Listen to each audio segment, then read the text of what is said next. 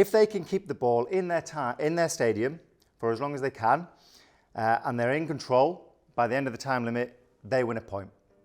The blue player is going to come in, attempt to steal, challenge for the ball, and take it back to their stadium. Of course, they can go back and try and challenge. So it's a little bit of a 1v1 duel, going backwards and forwards.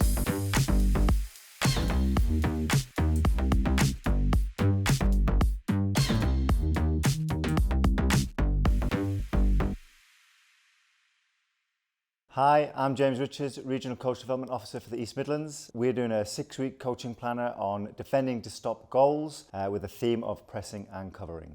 This is week 1 of the 6-week session programme. So we already have a 6-week programme on pressing and challenging. In this week, I'm going to focus on challenging again, just to reinforce those key messages. And we're going to start with a classic game known as Bulldog. The idea will be to focus on our defensive players and asking them to think about their body position so they can get side on and lower to react to the movements of attackers.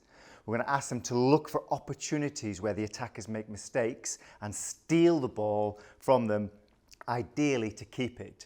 Now they can make challenges just to clear the ball away from the zones, but really we want them to steal it, and then they're going to have an opportunity to break away and score points themselves. So the way the game works is classic Bulldog setup. We've got a corridor here with blue zones at each end.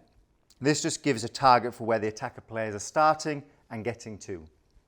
And all that happens is players initially, the attacking players, are allowed to go whenever they want, whenever they're ready, and they enter the field of play like that.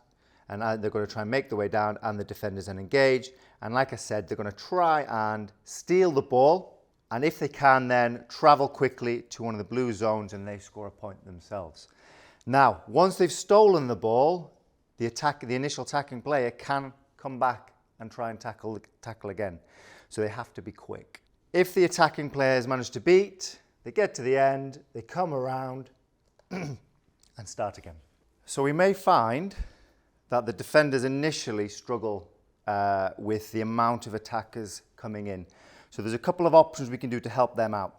We can narrow the space off like this, making it a narrow corridor.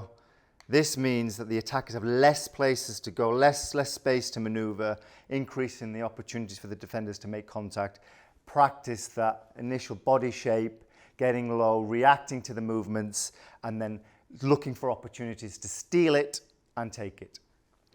Alternatively, we could leave the space as wide as it was. We could look at increasing the defenders, or we could limit the attackers and say to them, you're only allowed to go 2 at a time. This would then increase the number of 1v1 opportunities the defenders get. So those are just a couple of options to consider in helping the defenders get more opportunities to challenge for that ball. Now you do have to think, obviously, if you've got more or less players in your practice, you may have several of these practices going on at the same time to cater for the needs that are in your group. So in our next practice, we're now going to look at a game called the stadium game. It's a game that's often used to help develop players in possession, but we're actually going to focus on out of possession. So what we've got is 2 sides. Now we're using the halfway line, but you can make your own halfway line if you don't have the line markings in your area. And we've got 2 sides. We've got a blue zone and a yellow zone. The idea is you first of all find a partner you're going to play against. And now I like to kind of encourage fair play and respect, so I'll ask them to shake hands, just so that they agree that they're actually playing against each other. I ask them to then do a rock, paper, scissors. So these 2 players here, they've done the rock, paper, scissors, yellows have won, so they've got there. Now what you've got is a blue zone and a yellow zone. These are their stadiums. So this yellow player here is playing on this half, and they get to name their stadium. So for children, it's really good for them to be thinking about where they like to play. So for me, St James's Park, right here, this is my stadium. The blue player will name their stadium, might be the Stadium of Light. And we're going to have a little 1v1 battle. So we play for around about 45 seconds, and all the player has to do is try and keep the ball in their stadium for the full time limit. If they can keep the ball in their stadium for as long as they can, and they're in control, by the end of the time limit, they win a point. The blue player is going to come in, attempt to steal, challenge for the ball and take it back to their stadium. Of course, they can go back and try and challenge. So it's a little bit of a 1v1 duel going backwards and forwards. We're going to try and reinforce the key messages of, can we get close to them? Can we get side on to react to the movements of the attacker? We're going to look for those opportunities, whether the attacker maybe drops their head and isn't looking, or maybe has a bad touch and the ball rolls a little bit too fast, so that we can nip in, steal the ball with some control and take it back. Now, all the players in your group are playing at the same time, so there's going to be a level of interference as well, but that's okay. It just gives more things for the players to look out for. If you find that the attackers are having a lot of success and you need to support the defenders, what we might do is just reduce the space that the attackers have. Now, if you do it like this, you've got to be aware you've impacted everybody now, because those attackers now don't have as much space. So what you might do is, if you've got flat markers or anything like that, so you might just take in some flat markers and put them in there, like this, across there, and just challenge individual attackers and say to them, this is your zone now. They have less space to maneuver, allowing the defender more opportunities to get close to their player and have those opportunities to challenge and steal for the ball. You could also, depending on numbers, look at a 2v1, so you'd have a couple of groups playing that. So you don't have to remove any players, but you've got a 2v1 going on, so two defenders now have opportunities, but then when they have possession, it's harder for that player as well to defend. Or alternatively, you can start to match up in little 2v2 games as well.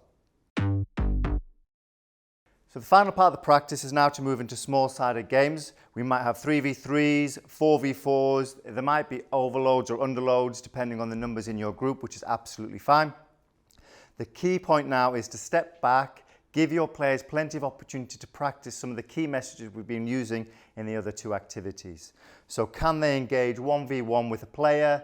Can they look at getting their body shape, side on? Can they lower themselves so they're ready to react? Can they look for opportunities where the attacker is maybe making a mistake, getting in there, stealing the ball, and emphasize stealing the ball. We don't really want the players clearing the ball away. We want them to steal it and initiate an attack.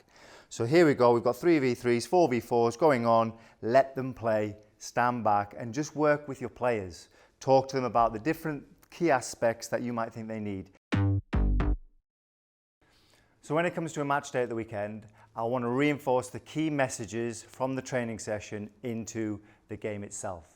So asking the players to think carefully about not diving in and remaining in control. So can they get close? Can they get side on and get ready to react? The next point will be, can they steal the ball when there's an opportunity?